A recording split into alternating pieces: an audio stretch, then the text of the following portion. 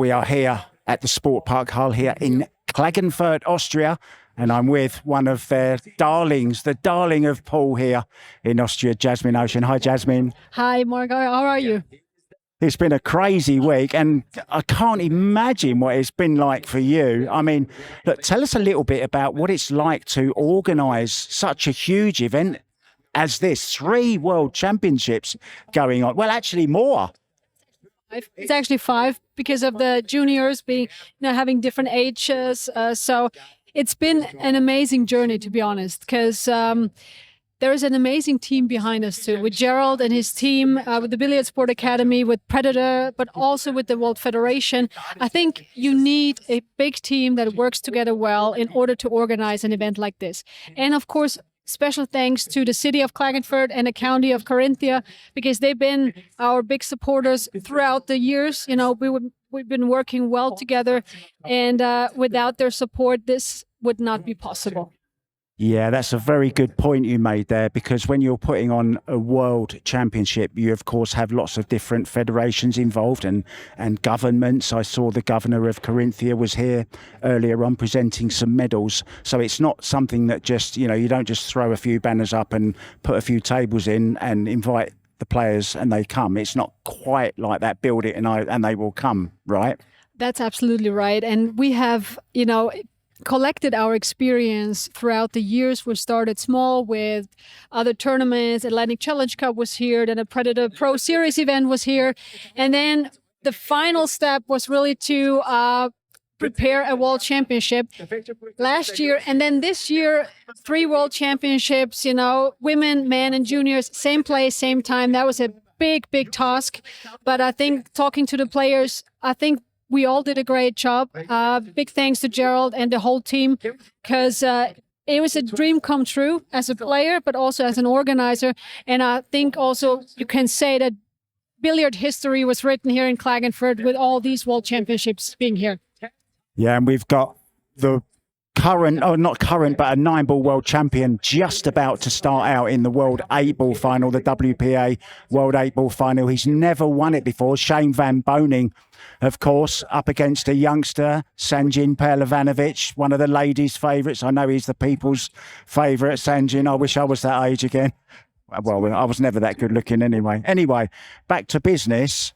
It was very difficult having to organise a tournament, and it's fair to say you didn't have the best tournament this year? Yeah, I think you can say that. Of course, it is a big honor to have the possibility to play a world championship in your hometown, of course.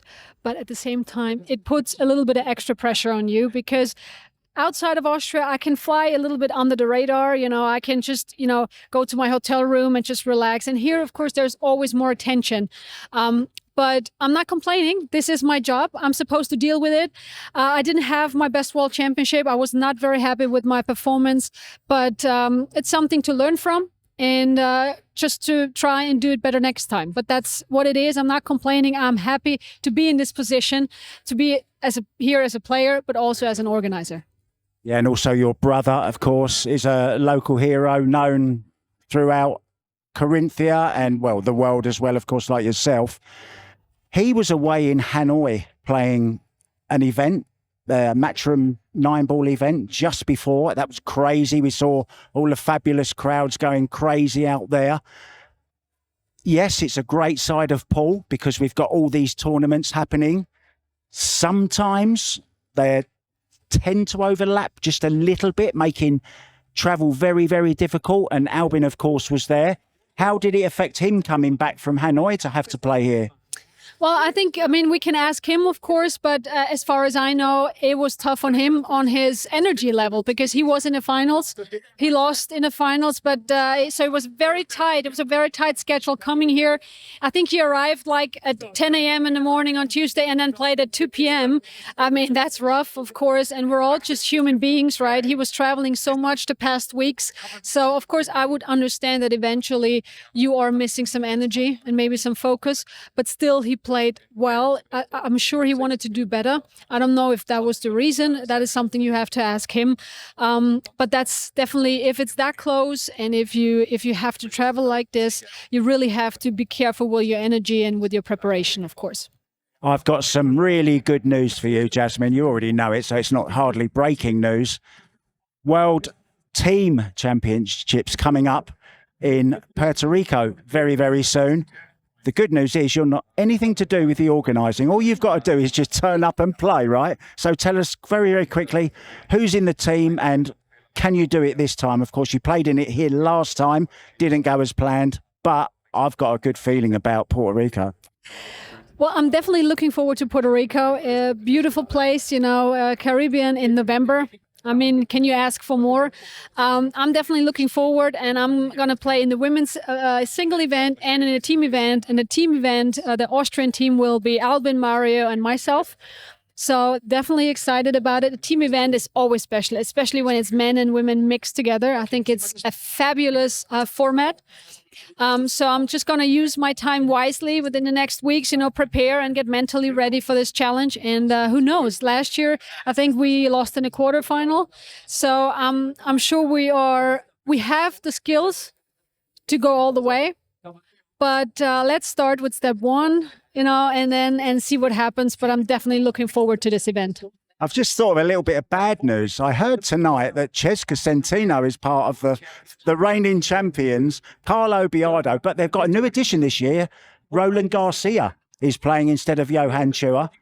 Rubelin Amit, but they're bringing in Cesca, and they're actually going to use her if one person's not feeling very good. If Rubelin's not feeling great, then Cesca can step in. Yeah, I mean, it's definitely going to be an amazing team. She just showed what she's capable of, and it's going to pump her up a little bit, of course. But there are many great teams, and especially in this format, everything is possible. So I'm not going to think too much about the opponents. Just going to think about our game, our matches, and then we'll see what happens. Well, you may not have had a great week on the table, but off it, you can give yourself a huge pat on the back, and all the team that have put this amazing event on, you are the gold medal winners for putting on that. Thank you so much. There's a world final about to start. Shane Van Boning, Sanjin Pelovanovic. Who's going to win? I mean, looking at the matches yesterday, they were all playing fabulous. It was an amazing level that was played yesterday. And Max, our Austrian guy, lost really close in the semis. So I think both players have the chance. I think maybe Shane is a little bit the favorite because of his experience. But I mean, everything is open. So I have no idea. Right. Well, we're going to go and enjoy the final now. I'm going to leave the last word to you. Would you please say goodbye in your native language? Auf Wiedersehen und danke fürs Zuschauen und bis bald.